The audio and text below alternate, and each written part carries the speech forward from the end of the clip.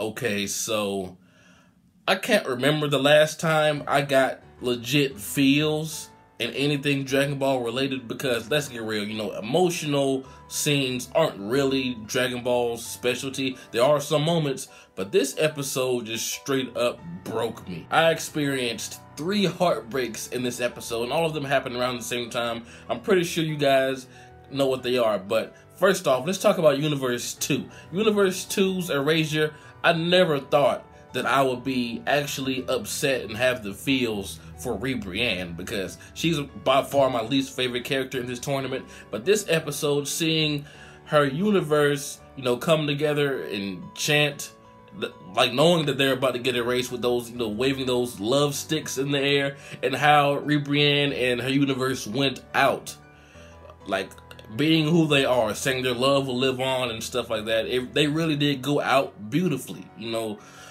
But I'm like, why am I getting the feels for Ribrianne when I've wanted her gone the whole damn tournament? So Ribrianne and the gang did not change who they really are, not even until the very end, saying that their love will live on. It really did something to me, and I'm not sure why.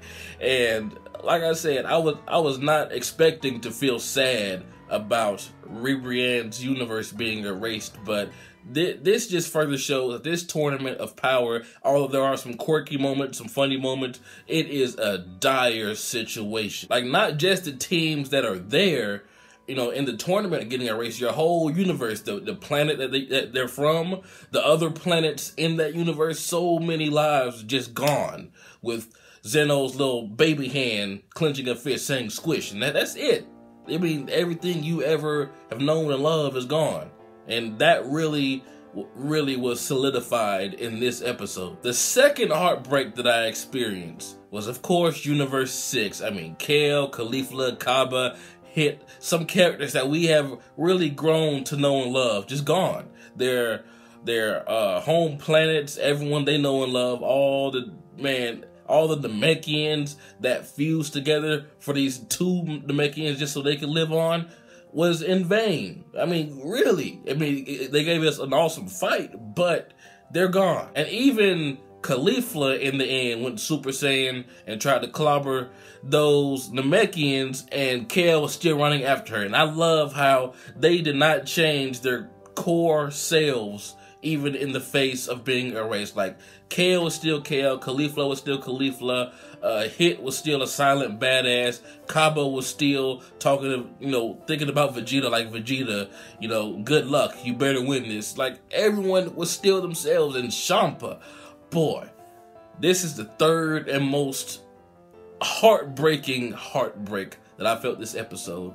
Champa's last words to his brother is kind of silly, but when you really look deeper in that scene, that really symbolizes their brotherly relationship, and it kind of shows they really do love each other. Champa, he spent his last words, his last seconds alive, taunting his brother one last time. And Beerus, man, it's completely obvious he is in his feelings, man. When he said, say something, I said, oh my God, those 2 words, say something. It broke me, man. That was my breaking point in this episode. Like, I don't know how to explain the feeling, but like something inside me just plummeted. Like, man, Beerus, and his voice kind of cracked when he said it also.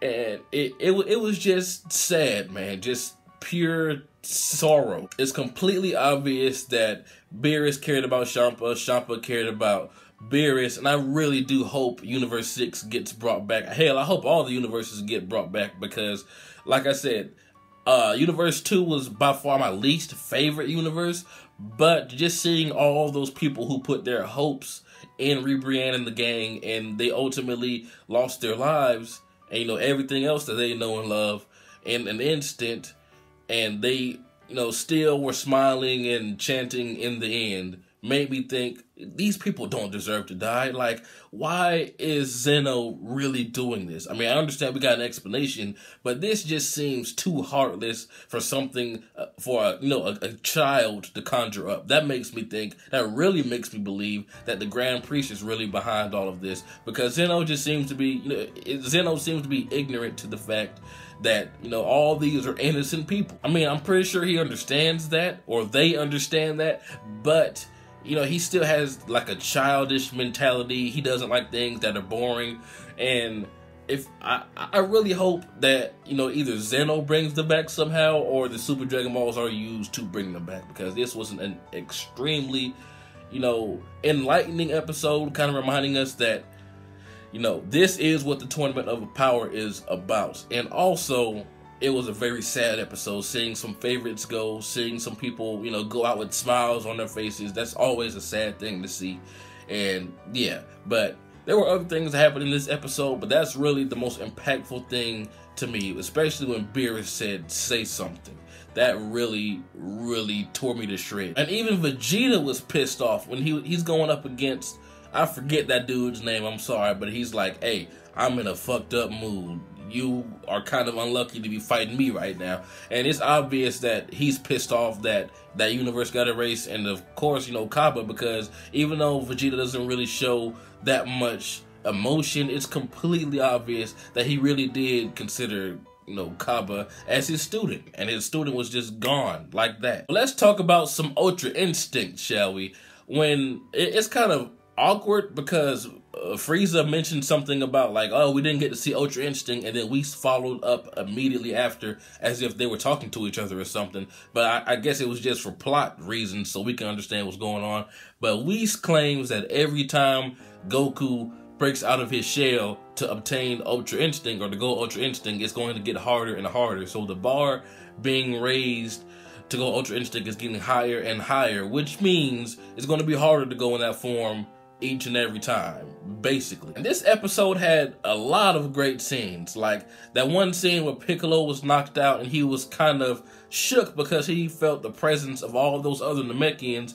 But I loved seeing Nail and Kami in him, and when Kami stuck his crooked ass old finger up and pointed at Gohan like, "Look, you've got somebody that has your back." That scene was really well done, and I don't know, just seeing Nail and Kami after all these years, like, when's the last time we really saw them? It was really, really cool. And then we got like a kind of father-son Kamehameha, like how the scenes kept switching back from Goku to Gohan.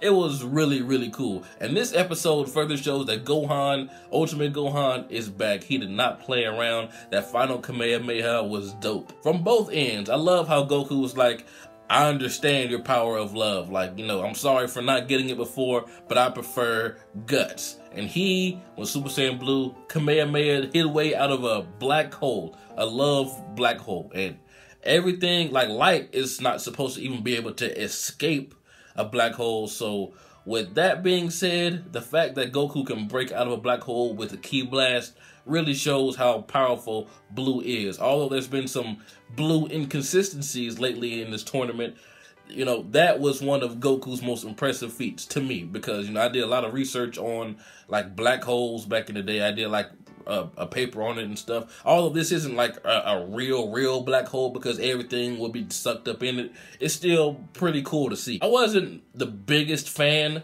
of seeing Universe 2's warriors, the male warriors, take up Ribrianne's appearance, and the other females or whatever. I can't remember any of their names, I'm sorry.